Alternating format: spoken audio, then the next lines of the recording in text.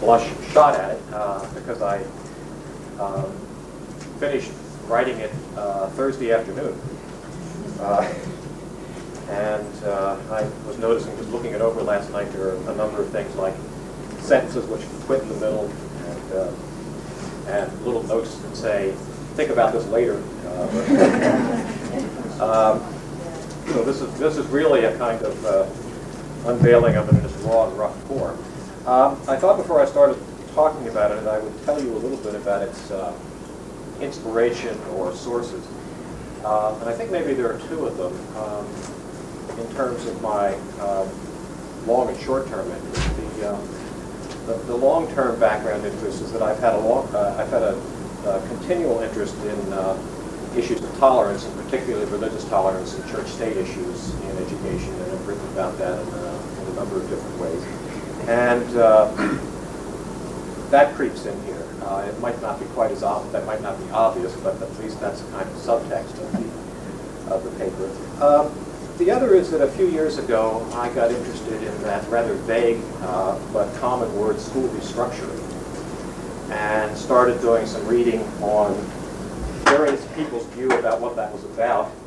And I think my experience with reading most of that stuff was the more I read of it, the sort of more irate I became about it. And I think I started out by getting irate on the literature on teacher professionalization.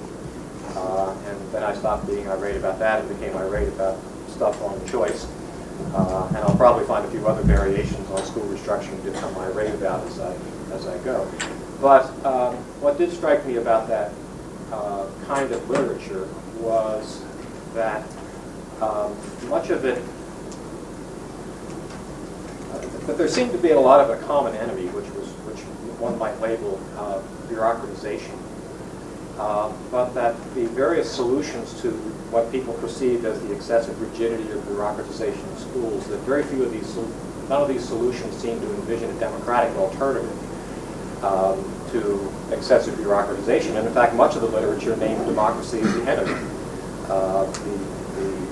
The most obvious case of that would be the Chubb and Moe volume, which argues for school choice. In effect, arguing it's the politics of the democratic society, which is one of the chief sources of bureaucratic bureaucratization of schools. One of the things I set out to do is to try to get a sense of some of the political norms that might go into the idea of school restructuring, and to try to think a little bit about what a non-bureaucratic democratic school might look like in terms of its organizational features. And one of the ways in which I started to think about that was to turn to some of the writings of Jürgen Habermas, who has a kind of notion, who's talks a lot about communicative ethics or discourse ethics, and emphasizes a much more discursive form of democratic process. And that resulted in a paper which some of you may have seen if you read AERJ, which came out in the summer edition of AERJ, which was a kind of, here's what Habermas might say about school restructuring. But I also noted in writing that paper that I started writing a little debate with Habermas in the footnotes.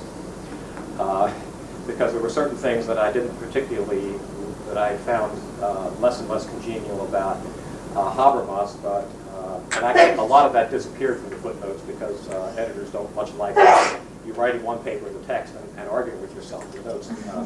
So there are only faint hints of that conversation. So that this is the argument that I had not only with Habermas, but with something I just wrote this summer, which is sort of trying to say, yes, one might think of school restructuring in terms of communicative ethics or discourse ethics. That is a kind of ethics which focuses more on a conversational, discursive process for decision making. But at the same time, that has certain kinds of liabilities and requires a different kind of understanding of what a communicative ethic might be like than Habermas or his friends give us. And then that in turn feeds back in terms of an idea of at least some broad principles for restructuring. That's kind of what this is about. It also turns out to be a kind of unrelenting attack on a certain formulation of deontological liberalism. And I think that's not a familiar phrase I'm not sure I'm going to make it any more familiar in the paper, but I'll try. Okay. Well, I believe that communicative or discourse ethics might have something to say about school restructuring. Well, a central concern of communicative ethics has been legitimation. Habermas, for example, holds that social norms, this is probably the most pithy expression of his notion of communicative ethics, social norms are legitimated if they are, or could have been, the product of a reasoned discussion achieved under certain idealized conditions that he calls an ideal speech situation. Bruce Ackerman, to refer to someone else who has put forth something that I think could be thought of as a version of discourse ethics, has claimed, for example, that power in a democratic society has to be legitimated by dialogue.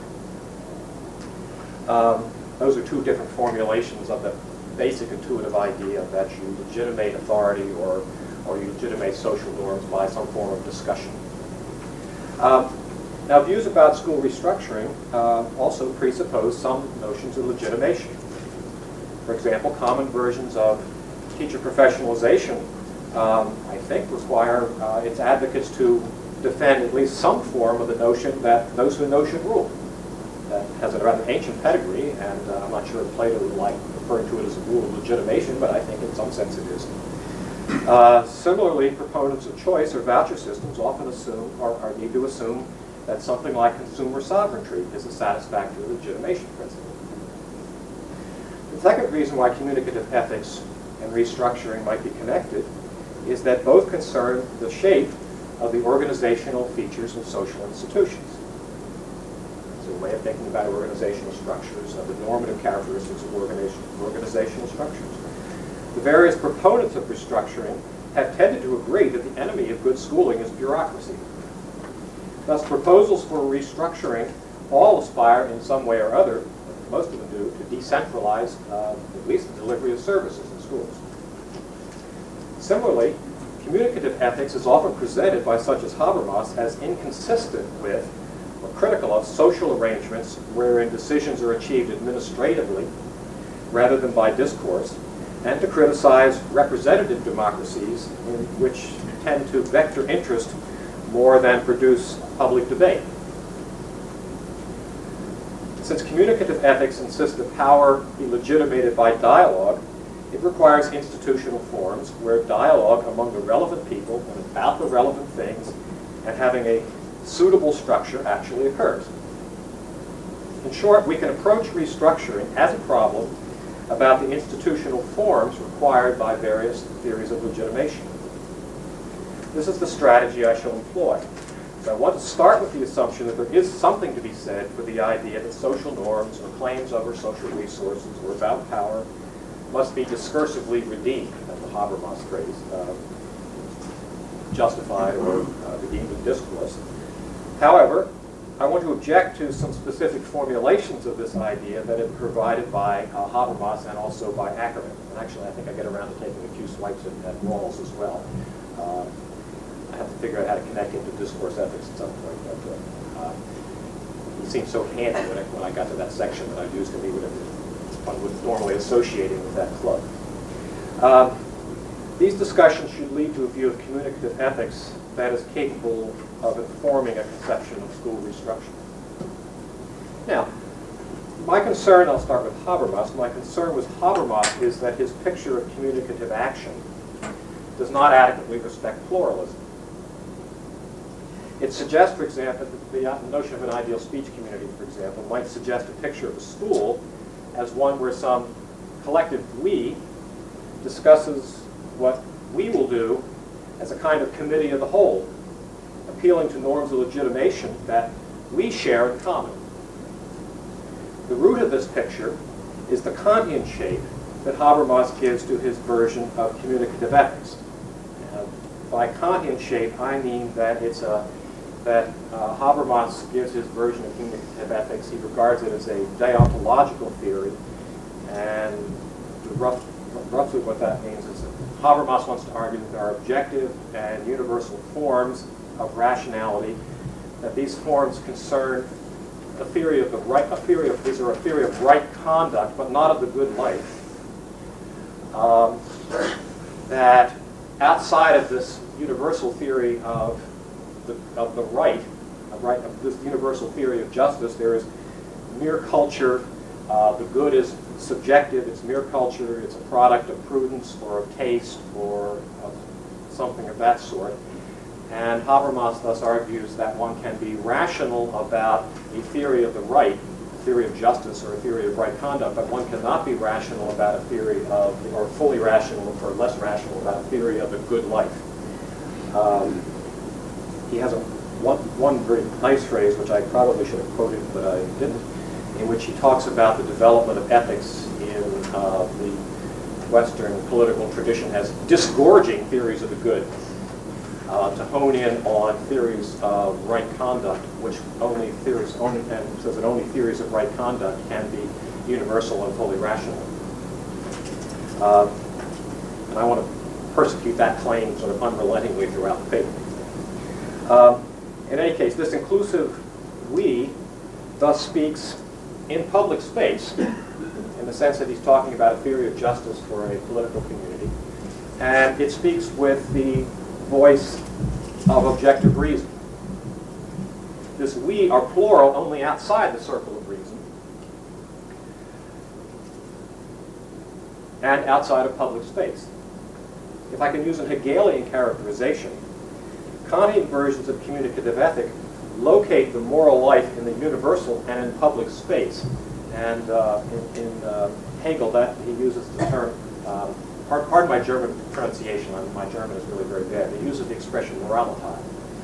I'm not sure that's a German word, but this is what Hegel uses, to refer to Kantian ethics, the rather formal universalistic ethics. And he uses the word Sittlichkeit, which is sometimes translated ethical substance, to refer to things that are rooted in the culture but are more particularistic, non-universalizing things. And sometimes I'm going to use that distinction between Moralität, which is a kind of Kantian formalistic ethic, versus Sittlichkeit, the traditions and culture and ethical substance of a people or a group, something like that. I'm not trying to use these in very technical ways. In fact, I picked these words because I wanted to get away from the right good kind of language and to use something that's a little more pliable and less formed in their meaning, because part of what I want to say is that as soon as you start picking a particular vocabulary, you commit yourself to certain things that you might not want to be committed to.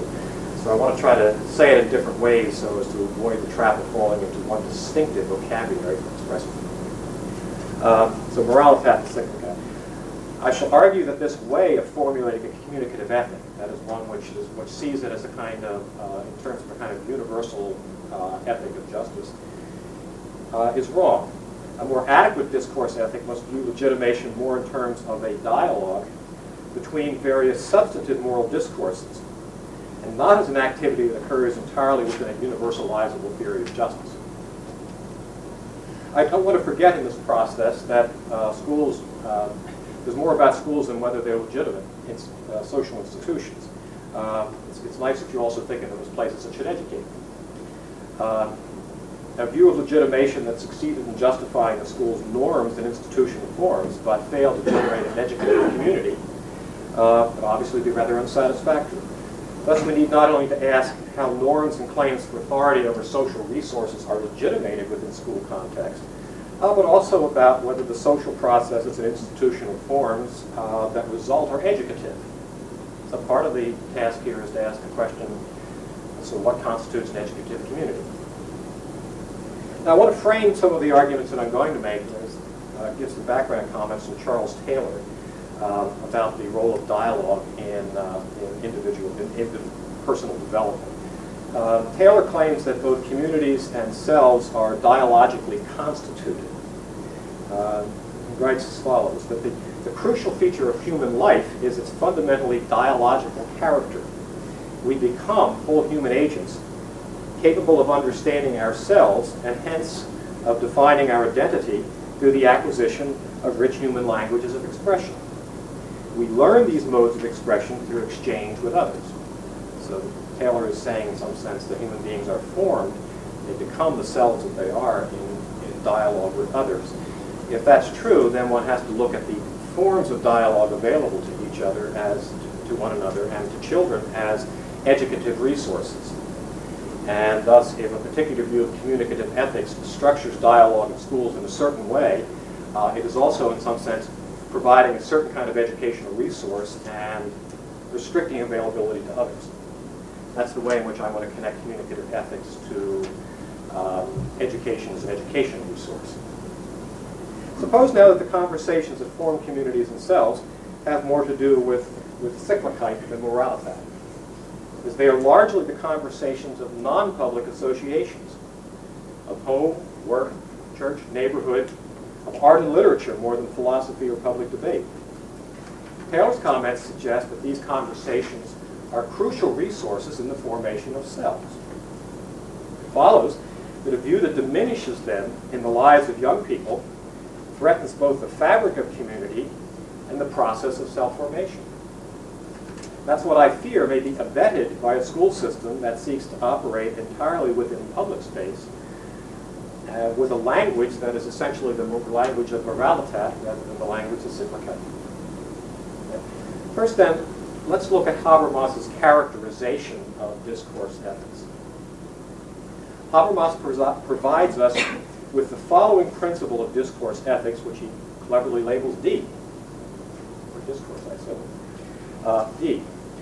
Only those norms can claim to be valid that meet, or could be, with the approval of all affected, consensus requirement here, the approval of all affected in their capacity as participants in a practical discourse. Practical discourse is one in which one tries to give reasons to justify various kinds of moral conclusions. Habermas views this principle, principle D, requiring consensus of the participants in a practical discourse, as justified by what he refers to as a transcendental argument that holds that its principles are presupposed by the very activity of rational discourse. Saying something like this: once you decide to engage in a rational discourse, you are committed in virtue of that to certain principles of dialogue. His hope in this argument, providing this kind of argument about what kinds of principles are implicit in the very activity of practical discourse, his hope in this strategy is to provide a justification of a universal theory of right that does not depend on metaphysics. This justification locates principles of moral judgment in the pragmatics of rational discourse. For example, the very activity of trying to justify social norms commits us, in Habermas's view, to such ideas as that we may not silence any relevant speaker or refuse to hear any relevant argument. Habermas argues, for example, that it's a practical contradiction to say, in effect, I wish to have a rational discourse, but I refuse to hear the following relevant evidence. That's a pragmatic contradiction. You want to have a rational discourse, but you're behaving in ways which are inconsistent with the notion of rationality, that is, praising judgments according to evidence. So you can't exclude some of the rules that characterize an ideal speech situation. This ideal form of a practical discourse is that you can't exclude any relevant speaker, and you can't refuse to listen to any competent speaker. You can't exclude any relevant evidence. So outcomes then in the ideal speech situation have to be justified by reason, not power. Excluding evidence or speakers is an exercise of power, not reason. Habermas sees these commitments as giving us norms of freedom and equality that are at once political principles and principles of practical reason. This merging of the rational and political is expressed in the notion of an ideal speech community, or an ideal speech situation. This principle that requires consensus in a practical discourse as a legitimation principle is a deontological principle. That is, it's justified in ways which do not commit anybody to a particular vision of what constitutes a good life. Habermas argues that such principles, what not views of a good life, are susceptible to rational justification. On Habermas's view, only moralitat, but not cyclicite, can meet the requirements of a cognitive theory. That's rational justification.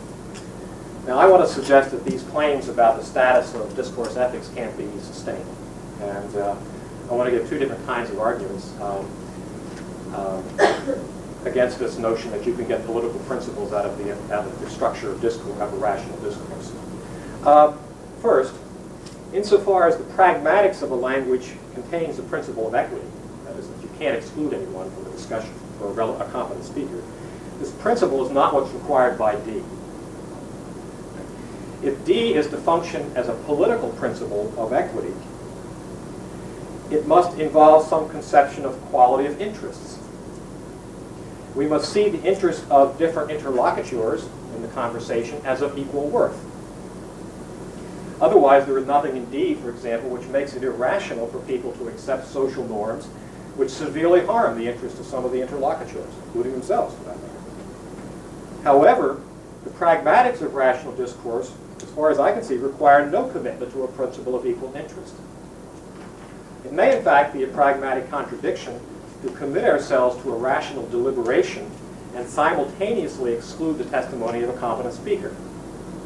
But nothing in a decision to include the testimony of all competent speakers requires us to accord equal respect for the interest of all of these speakers. Consider as a simple-minded example. Imagine an emperor with a philosopher slave. Perhaps the emperor offends against reason, or at least against the structure of the practical discourse, if he silences his slave when he does not like the slave's advice or his arguments.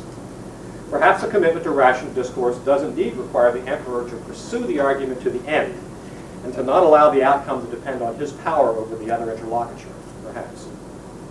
The philosopher and the emperor thus have equal standing as an interlocutors in a rational discourse. But nothing here requires the emperor or the philosopher to include that the philosopher-slave has an equal interest in the outcome of the dialogue. Equality as an interlocutor in a rational discourse simply does not entail equality as a political subject. Habermas' I think, construction of the norms of an ideal speech situation presupposes that this notion of equality as an interlocutor in a practical discourse is simultaneously a political norm requiring equal respect for interest, and I don't see that that follows. It is similarly doubtful that politically useful principles of liberty can be gotten out of the pragmatics of language. Indeed, it's far from evident that all rational discourses require the kind of openness to argument that is built into the notion of an ideal speech community. Part of the ideal speech community, again, is that you listen to all relevant evidence. There's a weasel word in there which is relevant, which is important to what I'm going to say, but I'm not going to pursue that because in the version preceding this one, I pursued it for 3.5 pages and couldn't find a way to pursue it in a sentence. So I'll repress that one. Consider, for example, the implication of some of Kuhn's arguments, Thomas Kuhn's arguments, in the structure of scientific revolutions. As Kuhn seems to argue that scientific discourse requires scientific communities to be open to debate on the questions that the paradigm that governs normal science regards as open issues. So indeed, there is a version of free and open discussion among scientists that's important to Kuhn. But he also seems to argue that debate within the community be closed on the paradigm, and that those who reject the paradigm, except perhaps in times of crisis, be excluded from the community. Astronomers do not listen to arguments from astrologers, and biologists do not open their discourses to creationists, at least not within the context of the scientific community. The machinery of academic decision-making excludes these kinds of dissenting voices from the conversation. Moreover, Kuhn sometimes seems to regard this as a requirement of the progressive character of normal science. It is what permits science to focus on problem solving within the paradigm and what prevents science from being swamped by a babel of dissenting voices. Exclusion is part of the institutionalization of scientific rationality. Incidentally, you don't have to actually agree with this in order to reject Habermas' point. You really have to find it plausible. Because Habermas requires a point of this sort not just to be wrong, but to be contradictory. Right? That is to involve a practical contradiction about the nature of rationality. It could be wrong, but not contradictory. That is, it could be wrong on empirical grounds. So that Habermas has to say not only is it false, but it's false because of reasons having to do, because it embeds you in an internal contradiction, and I think that's just not true, doesn't it? All right.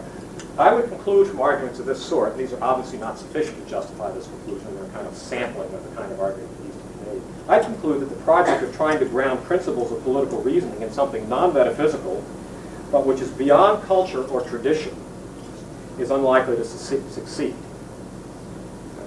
We are not going to get political principles from the pragmatics of language. We are only going to find them in our political, legal, and moral traditions.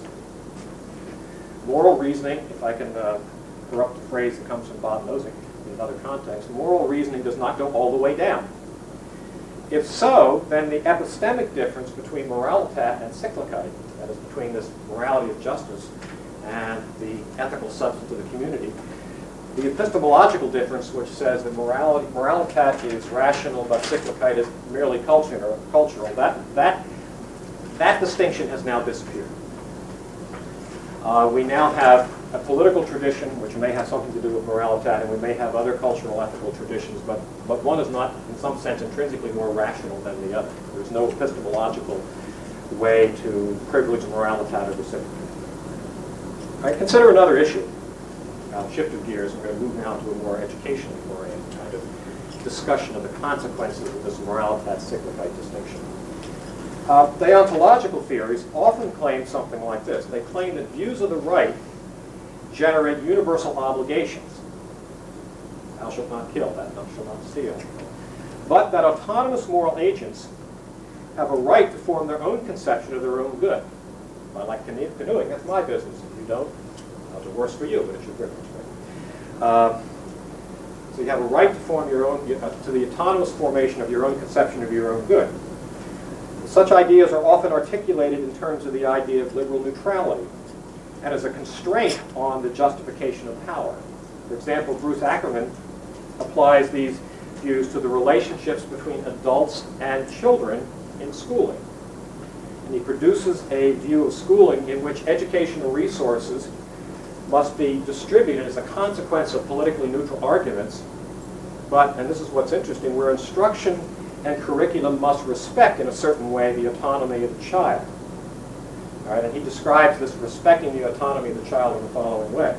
He says, many school buildings are nothing more than an extension of the child's primary culture, with educators, and puts that in quotes, interested only in weeding and pruning youngsters so that they will better accord to the parental or the community design.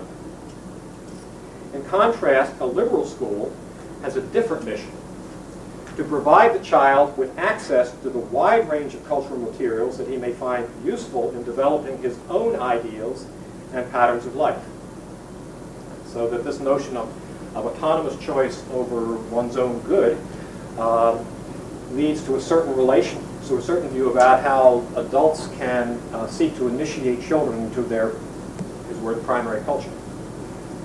The freedom to choose that children possess is constrained only by the requirement that children require a certain degree of, and his expression is, cultural coherence if they are to develop into competent citizens. Almost all liberals recognize that participation in the system of liberties of some sort requires some kind of competency requirement. Ackerman is expressed, I think, in this notion of cultural coherence. And this does give parents, in Ackerman's view, some right to direct the education of young children. What I want you to, Ackerman is very vague about what this cultural coherence is. What I want you to notice is a very minimalist standard. And the examples he gives, for example, is that you have to learn one language rather than another, English rather than Urdu. And you have to know how to push the elevator buttons or something in the school building. So it's a very minimalist notion of what it is to be familiar with your culture. So basic navigational skills seems to be what's involved. Schools thus become liberal cafeterias, offering students a free choice between the widest feasible range of educational goods. The range of choice available can be constrained by liberal principles of justice and one assumes by practical and logistical considerations. However, the student's freedom of choice among the goods that the schools are able to make available is constrained only by the vague but rather minimal criterion of cultural coherence.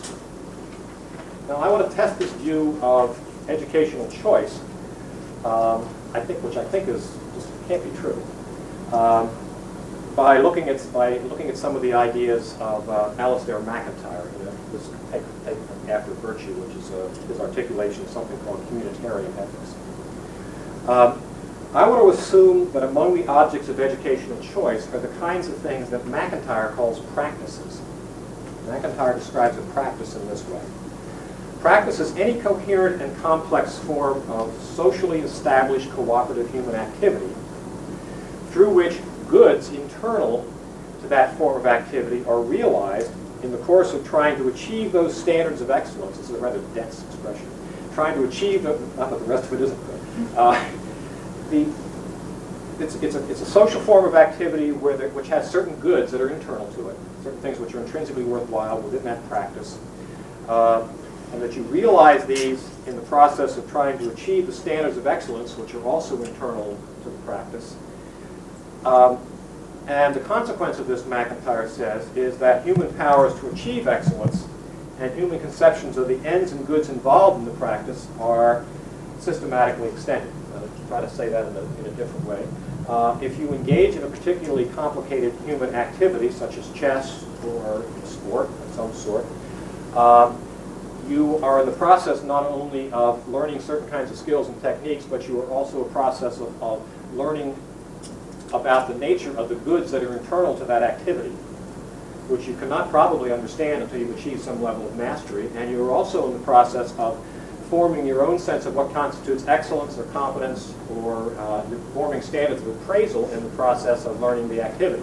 All of these things are internal to that thing that MacIntyre calls a practice. Practices are, sciences are practices, playing music is a practice, sports are practices, chess is a practice. Most complicated human activities are practices in this sense. Now I want you to notice three things about practices. And I'm assuming that these are the kinds of things that one often chooses or doesn't choose or encounters in education.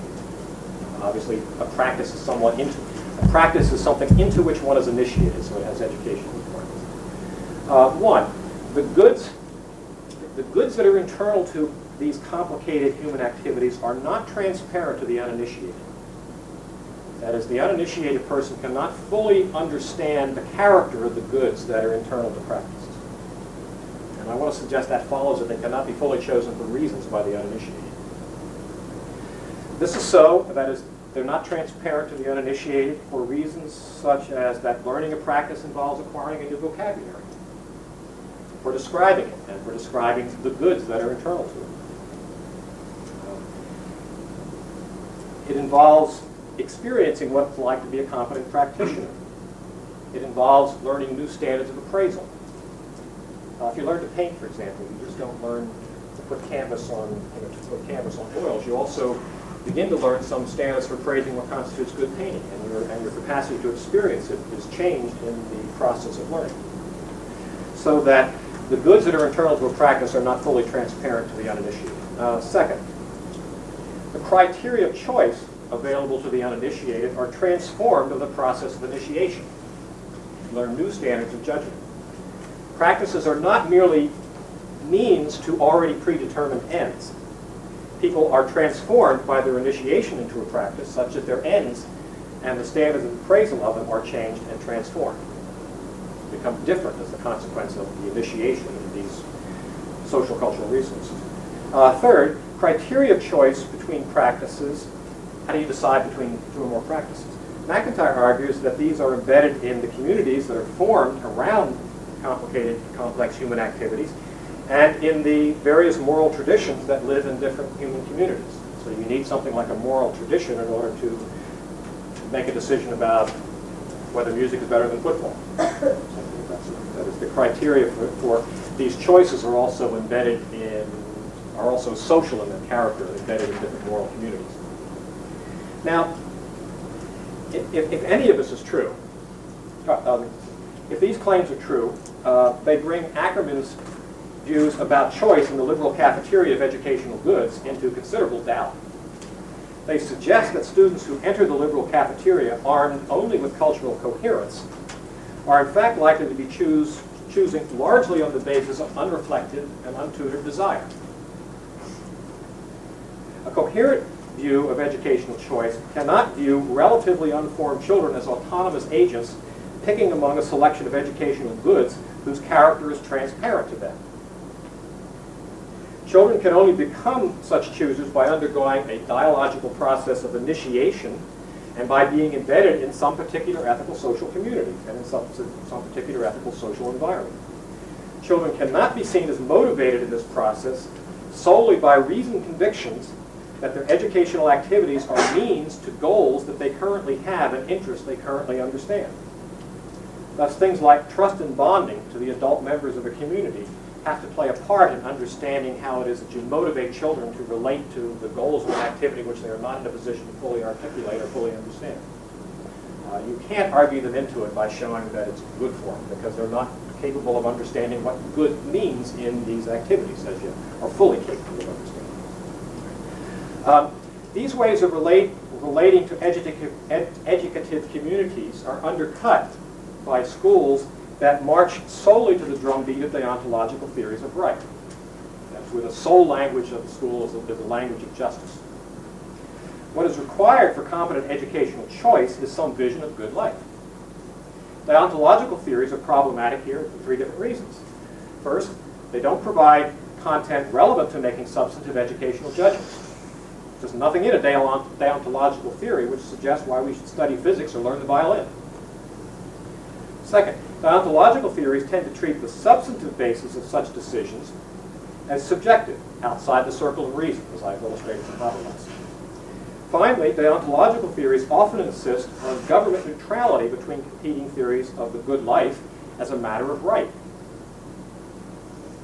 The liberal school thus must present relatively unformed children with choices between a range of activities whose genuine values can't be transparent to these children and have nothing, that is, the school has nothing collectively to say about the basis of these choices, because it has to be neutral.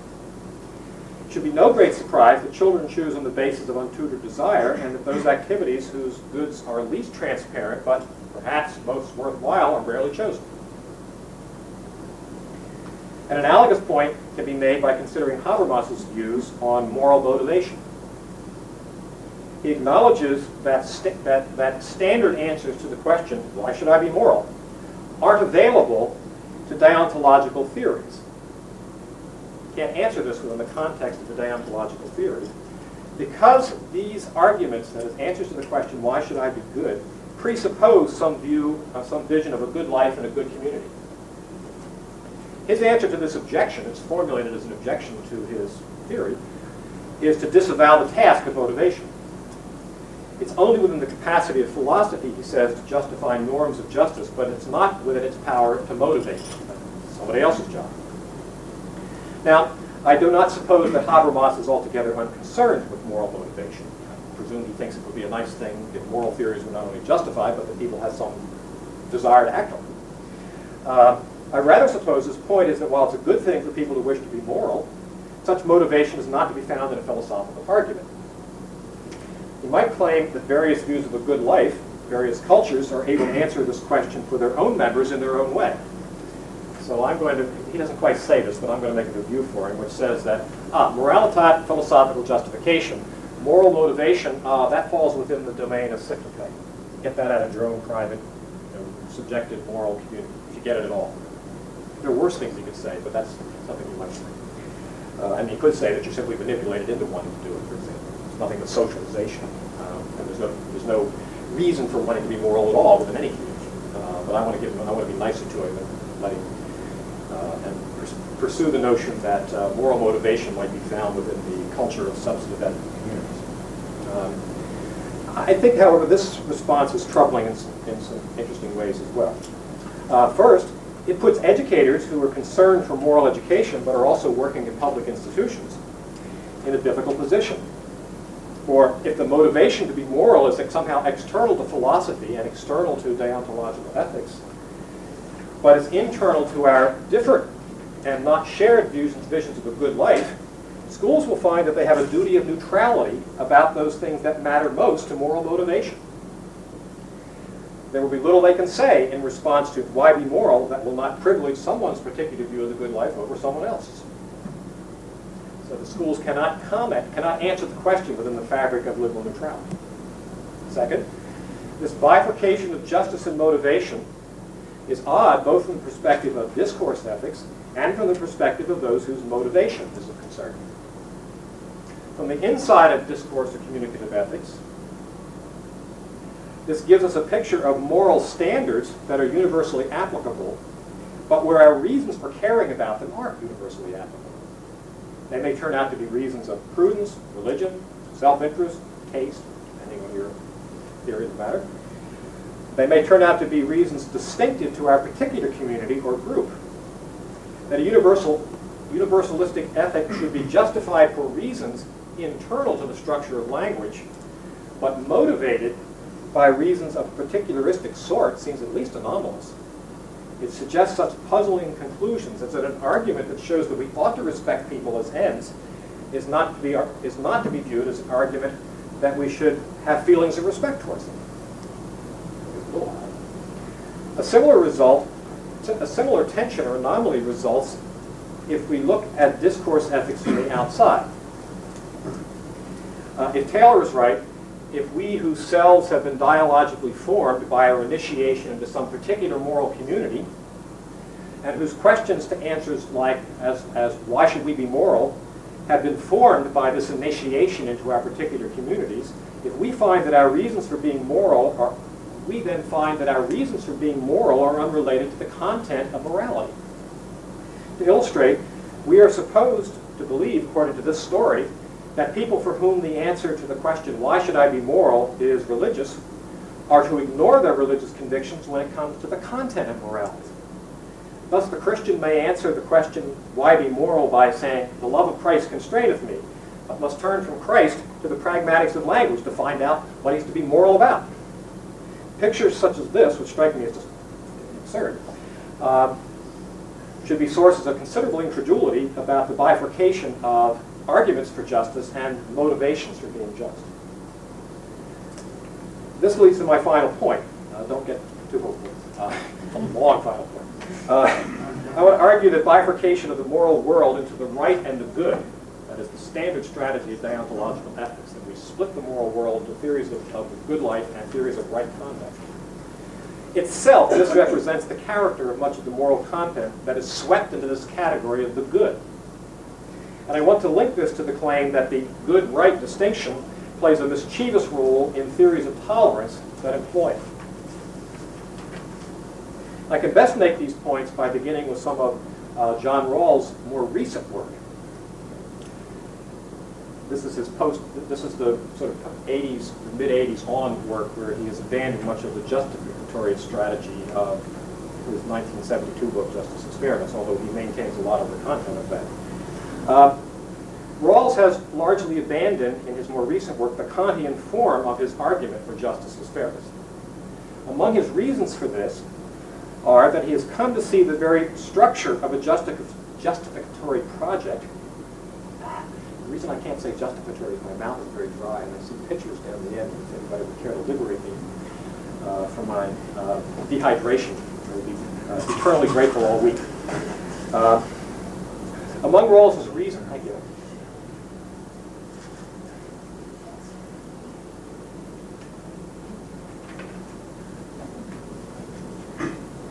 I'm now, of course, going to aspirate a water droplet and choke in front of you for no attention. I do this regularly in public presentations.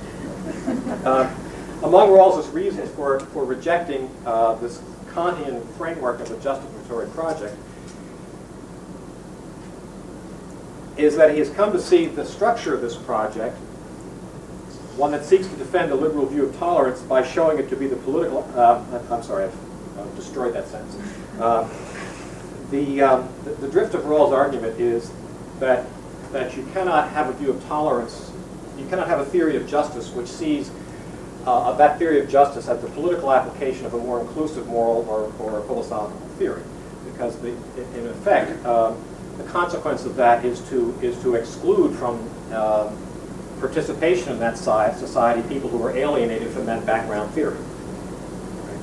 Now, insofar as Rawls' original presentation of justice as fairness is an application of Kantian ethics, one in some sense becomes a second-class citizen in the liberal state if one is a utilitarian, or at least one is estranged from that basic fabric of justification.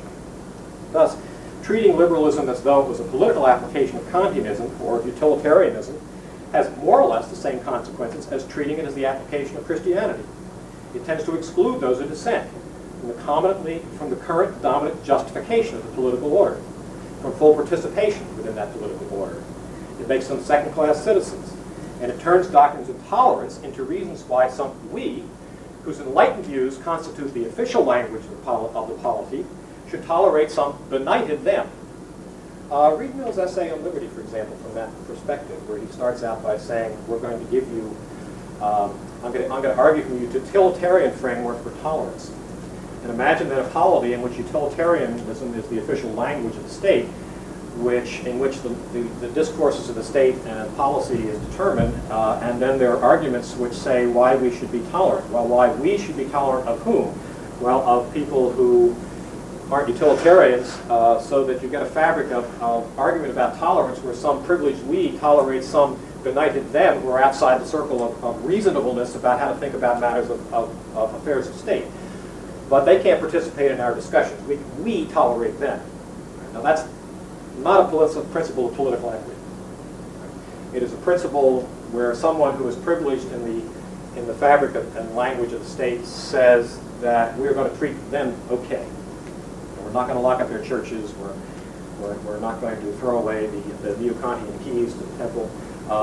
They can talk if they want, but they have to talk within our language game, or we don't have to pay attention to it. Rawls concludes that liberal justice thus must be free-floating. That is, not an application of any deeper philosophical theory.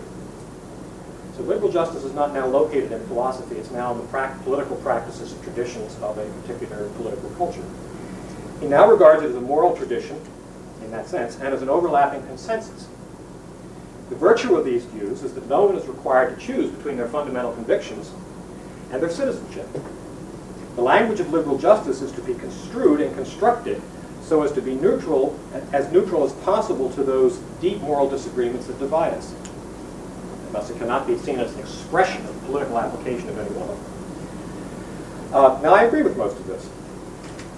However, I don't think that Rawls has pursued the logic of his project far enough in a couple of respects. First, while he's disavowed much of the argument of a Kantian perspective, he continues to use the machinery of Kantian ethics in some ways that I find inconsistent with his view. That is, that the overlapping consensus should be philosophically free-floating. Second, he's not realized that his views require him to, and I'm going to talk about require him to externalize moral justification, and I'll explain what I mean by that down the road. On the first point, while Rawls no longer tends to argue for justice's fairness as a political application of Kantian ethics, he does continue to use a standard Kantian vocabulary to describe the content of justice and to distinguish justice from the rest of ethics. Thus, the point that a civic ethic must be given priority in public decisions or public space to the ethical conceptions that characterize non-public associations is often assimilated to the priority of the right over the good. This is both the point about justification, that is, the right is not to, the theories of justice are not to be justified teleologically, that is, they're not to be justified by showing them to be means to the achievement of some notion of the good life. And it's also a point about the status of rights in politics. Rights are not to be waived for the sake of perfectionist values. They're not to be subservient to people, to some official notion of a good life. Thus, Rawls continues to see what he's referred to as the original position, position where we sort of suspend our view of the good life in order to discuss issues of justice, as a suitable means to explicate the content of justice. We're going to enter into this thought experiment where nobody knows who anybody else is in terms of what their religion is, what their race is, what their conception of the good is in life. And we're going to explicate what constitutes justice from this perspective because it allows us to consider the matter independently of our competing conceptions of the good. Now, against these Kantian strategies, I want to argue a couple of points.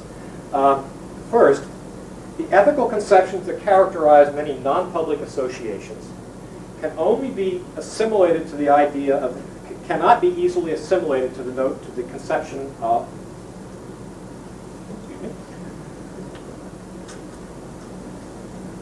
me, the ethical conceptions that characterize non-public associations cannot be easily assimilated to the notion of a conception of the good life. Rawls gives you, tends to say, well, here are these non-public stuff, and what this non-public stuff is conceptions of the good, and the public stuff is conceptions of justice. And I want to say that that right-good distinction doesn't, in fact, it misrepresents what people whose moral views are formed outside of the public sphere. It distorts their understanding of it. These are not just some simple way theories of the good. Religion is the obvious case. While the traditional religions of the West certainly have something to say about a good life, it does violence to them to regard them as nothing but conceptions of the good. Most religions, in fact, have a great deal to say about justice. Their central moral commitments are linked to the views about the relationship between human beings and God, about the connection of people to one another. To take such religious injunctions as we should, this is a quote from Micah, do justice, love mercy, and walk humbly with our God, and attempt to assimilate them to the category of conception of the good life, uncritically transforms religious views into something that fits the Kantian Procrustean bed. It refuses to recognize that they make truth claims, requires that they be seen in ways inimical to their own character, and likely to be resisted by their more sophisticated adherents. Thus, Rawls' use of these Kantian formulations is inconsistent with his claim that liberalism as a political morality must be free-floating. His use of the Kantian vocabulary, even absent the Kantian argument structure, is sufficient to undo what Rawls hopes to accomplish. That is, it undercuts the attempt to construe justice as an overlapping consensus that can be ascribed to by people of diverse moral outlooks without creating for them unresolvable issues of conscience. Now, I'm quite sympathetic to the attempt to construct an overlapping consensus that's free-floating. I think, however, it requires a rather different sort of justificatory strategy. This strategy needs to be described both from a public stance and from the stance of the various non-public moralities that are associated with our various non-public communities or traditions. Think of it as on different sides of the wall, if you like. There are no walls in this, but the idea is there. And I told Tom last night that I was basically going to read his paper again, the first half of his paper again, in an entirely different language. And I think maybe you begin to see why that's the case. From the public side, the attempt must be made to construe an overlapping consensus in such a way that it can be agreed to by people of diverse and perhaps incommensurable moral outlooks without posing unresolvable issues of conscience for them. That such a view be free-floating seems a clear requirement. That is, it not be an expression of some underlying metaphysical comprehensive doctrine. No view that, for example, is seen to be exclusively an extension of Kantianism or utilitarianism or Christianity can be ascribed to by those who dissent from these various perspectives.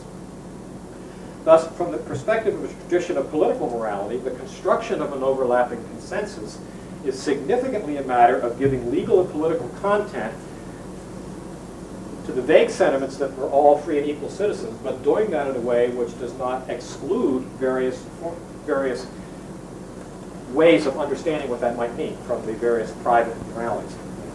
It's important that we not see the question of seeking for a lowest common, that we not see this question of constructing an overlapping consensus as the same as finding a lowest common denominator political morality.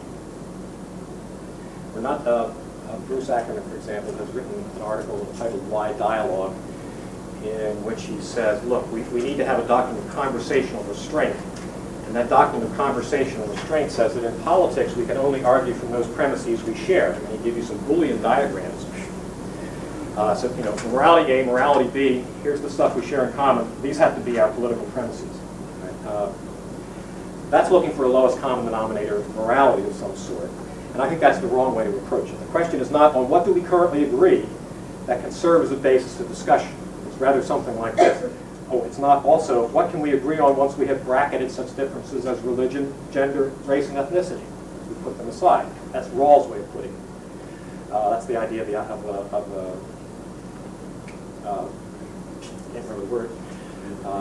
Pardon? Yeah, male vigorous. Thank you.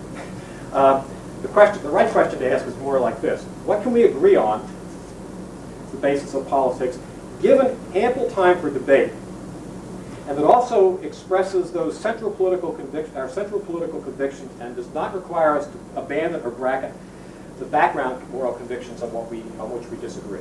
Try that one again. The question to address is, what is it that we can agree on, given ample time for debate, that gives expression to these central political convictions, liberty and equality, and it does not require us to abandon or bracket those background convictions on which we differ?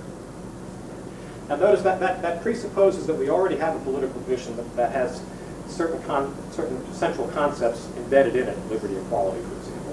And we have to respect those, but we also have to respect, in a certain way, our background moralities. We can't throw any of that away. Approaching it this way means that we do not approach the construction of a political ethic with arbitrary constraints on the kinds of arguments that can be made, such as those imposed by the original position or by Ackerman's doctrine of conversational restraint. It means that the construction of a fabric of public reason requires real arguments between real interlocutors with real and differing substantive moral convictions. Now, while the task is to find a view that allows us to form consensus about the basic notion of public reason in a way that recognizes that moral disagreement is durable and preserves freedom of conscience, it does not follow that the moralities that are associated with various non-public associations be held immune to criticism, or that they might not undergo change in the process of the argument. Often the task of constructing a fabric of public reason requires that various moral traditions that are involved in the discussion, find ways to rework the content of their own views so as to enable them to join in an overlapping consensus in a way that preserves the integrity of their outlook, but also permits public consensus. Let me repeat that because I think that's important. That putting together an overlapping consensus requires not only discussions about what that consensus should be, but requires discussions within the private groups as to how they are going to construe their own tradition in such a way that allows them to enter into the overlapping consensus. I would suggest to those of you who want to see an excellent use of this kind of argumentative strategy, go back and read John Locke's letter on toleration and find out how many places there are in it where he says to Christians, look, tolerance is a Christian doctrine. Here's the example of Jesus. Here's what the Bible says. Right? He is trying to persuade Christians to reinterpret their own tradition in such a way as to allow them to enter into a political tradition in which religious tolerance is central. And that kind of thing has to happen in order for an overlapping consensus to occur. That is, you have to not only interpret the public tradition, but you have to find ways to reinterpret the various private traditions so that they can enter in. If we look at this project of justification from the perspective of these local moralities, we may find thus that they are too engaged in a kind of justificatory project with respect to the public ethic, but of a different sort. If they're to come to accept some candidate for an overlapping consensus as the basis of cooperation with others with whom they disagree, they will have to agree that they cannot expect their distinctive moral convictions to serve as the grounding of public reason for everyone, but also that the basic principles of public reason are consonant with their own convictions. Thus, for example, Christians may come to hold both that they cannot expect Christianity to be the official basis of the state, but also that the principles of freedom and equality that are central to public reason are the expression of a Christian outlook, even if these same principles may be held by others for their own reasons. If Christians are to accomplish this, they will need to engage both in a dialogue with others about the nature of a public ethic and in a dialogue with themselves as to what public principles they can accept and how they are to understand their own traditions so as to render their commitment to the principles of a public ethic acceptable within their own tradition. The walls have to be permeable in both directions. The justification of an overlapping consensus, I think maybe you have the idea, and in the interest of time, I'm going to sort of move to the conclusions. This is back to restructuring. Right? What's this got to do with restructuring? I think if you understand legitimating discourses in this rather more complicated and picked way that I've just suggested, as involving a dialogue between a public moral language and the moral languages outside the public sphere of signification, like, particular kind of morality. You get a view of a democratic school, which isn't this committee of the whole applying some standard that we share in common to public issues outside of which there is only the subjective and the private and the non-cognitive. You rather get a picture of a school in which there's a much more complicated conversation that legitimates voices of non-public, which legitimates non-public voices and recognizes that to be central even to the project of constructing a public morality. So I have I have a bunch of stuff on that, but let me just give you the summation. I have a kind of typology of moral conversations for a pluralistic democratic school. Should have at least the following three kinds of conversations. One is it has to legitimate in-group conversations. That is, conversations within the primary culture or the primary moral point of view. Discussions among the like-minded about the confines of, within the confines of shared but non-public assumptions. Discussions within the wall, if you like. Second, it has to have discussions within public reason. These are, I would incidentally accept a rather limited version of the idea of conversational restraint. This is not a version about what you can talk about. It's a restraint on the basis of decisions. That is, for making claims on public resources, you have to have public reasons. You have to have at least some public reason to do that. You may not have only private reasons. I won't argue it now, but I think that's, for example, the drift of the structure of the Lemon test from Lemon versus Kurtzman that applies the establishment clause to issues of public schooling. Right, you have to have discussions within public reason, and these are discussions that seek both to apply public reason to public issues, but also to reappraise our current understanding of the character of public reason in relationship both to its adequacy for resolving public issues, but also in terms of its relationship to what's outside. The third conversation is what I'm going to call critical hermeneutical conversations. Another German word. These are discussions that are intended both to understand other people, those people outside. It's the conversations now between different private moralities, if you like, or non-public moralities. The purpose is to both understand and criticize. That is, to both try to get an understanding of the other person's perspective, but also to give arguments and receive arguments with respect to the adequacy of those various non-public associations. Within each of these, there has to be something like an initiative discourse. That is, the young have to be initiated into all of these discursive types. I would propose this as a kind of framework of a democratic and pluralistically restructured school system.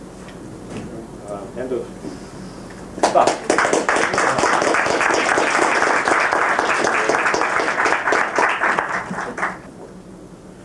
Normally one does not put one's fingers in wellsprings. But what's bothered me